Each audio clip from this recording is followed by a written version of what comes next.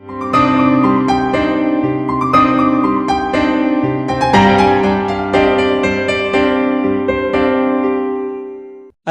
மாதா தொலைக்காட்சி நேயர்களே, உங்கள் அனைவருக்கும் வணக்கம். அன்றாட உணவு என்கிற இறைவார்த்தை பகிர்வு நிகழ்ச்சியின் மூலமாக உங்களை சந்திப்பதில் மகிழ்ச்சி அடைகின்றேன். இன்றைக்கு நம் ஆண்டவர் இயேசு கிறிஸ்து மன்னிப்பை பற்றி ஆழமாக நற்செய்தியின் வழியாக நமக்கு தெளிவுபடுத்துகிறார். 2 பேர் இந்த நற்செய்தியிலே வருகிறார்கள். ஒருவருடைய அதிகமான குற்றத்தை, அதிகமான தொகையை தலைவர் மன்னித்து அவனுக்கு விடுதலை கொடுக்கிறான்.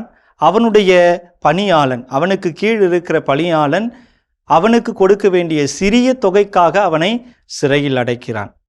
மன்னிப்பு பேசுவதற்கும் சிந்திப்பதற்கும் எளிய ஒரு காரியமாக இருந்தாலும் நம்முடைய வாழ்க்கையில் கடைபிடிப்பதற்கு மிக மிக கடினம் என்பதை நாம் எல்லாருமே உணர்ந்திருக்கிறோம். தொடக்க நூல் 4வது அதிகாரம் இறைவார்த்தை 25 நாம் வாசிக்கிறோம். காயின் இலாமேக்கு. காயின் 7 முறை பழி வாங்கினான் என்றால் இலாமேக்கு 77 முறை அவனை பழி வாங்குவது, அவனுடைய உடைமைகளை பறித்து கொள்வது என்று வாசிக்கிறோம். இப்படிப்பட்ட மனநிலையில்தான் தொடக்க கால இஸ்ரேல் மக்கள் இருந்திருக்கிறார்கள்.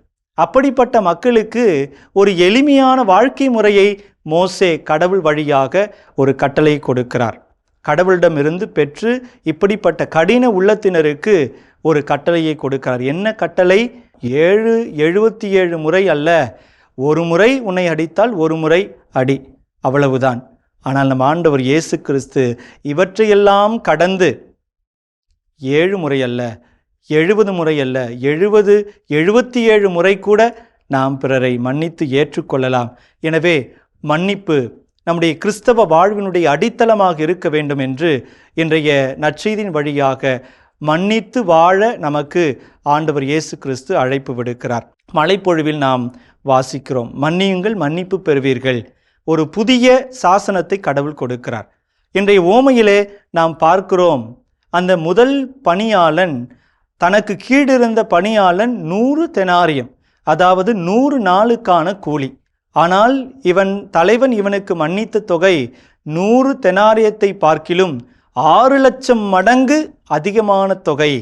அப்படிப்பட்ட தொகையை கடவுள் இவனுக்கு மன்னிக்கிறான், தலைவன் இவனுக்கு மன்னிக்கிறான். ஆனால் இவன் 100 தெனாரியம் வாங்கிய தன்னுடைய உடன் பணியாளனை, இவனுக்கு கீழ் பணியாற்றியவனை இவனால் மன்னிக்க முடியவில்லை.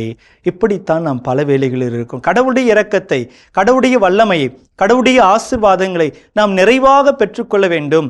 கடவுள் நான் இருப்பது போலவே என்னை மன்னித்து ஏற்றுக்கொள்ள வேண்டும் என்று நாம் எண்ணுகிறோம். ஆனால் நம்மை போல நமக்கு அடுத்திருப்பவர்களை மன்னிக்க மறந்து போகிறோம், மறுத்து போகிறோம்.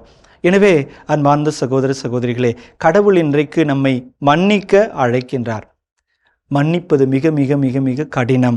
இருந்தாலும் இப்படி கடினமான வாழ்வை நாம் இலகுவாக மாற்றுவதற்கு கடவுளுடைய உதவியை நாடி நாம் ஜெபிக்க அழைக்கப்படுகிறோம்.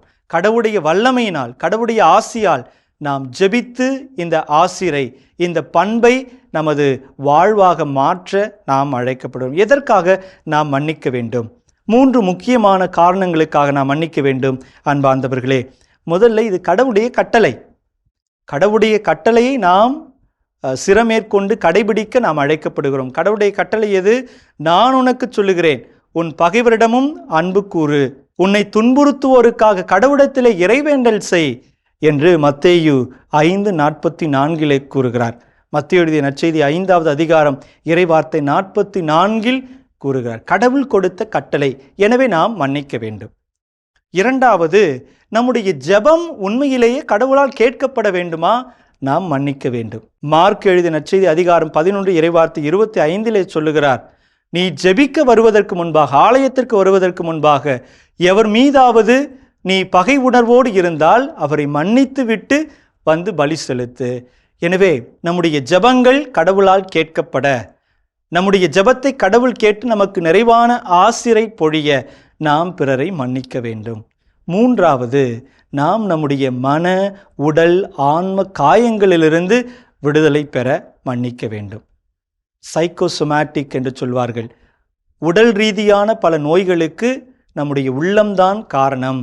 எனவே உள்ளார்ந்த வகையில் உள்ளத்தில் இருக்கிற பாரமான நபர்களை நாம் மன்னிக்கிற போது உடலிலே கடவுள் சுகத்தை கொடுக்கிறார். ஆம் அன்பார்ந்த சகோதர சகோதரிகளே, மன்னிக்க முயற்சி செய்வோம். மனம் உடல் எல்லாவற்றிலும் விடுதலை பெற்றவர்களாக, கடவுளுடைய அருளை தாங்கிச் செல்லுகிற நற்கருணை பேழைகளாக நாம் நடமாட முடியும். மற்றவர்களை மன்னிக்கும் போது நாம் மன்னிப்போம். கடவுளுடைய அருளையும் ஆசிரையும் நிறைவாக பெற்றுக்கொண்டு நடமாடும் ஆசீர்வாத பேழைகளாக நாம் இருக்க முடியும். எனவே நாம் பிறரை மன்னிப்போம், கடவுளின் மன்னிப்பை பெற்றுக்கொள்வோம்.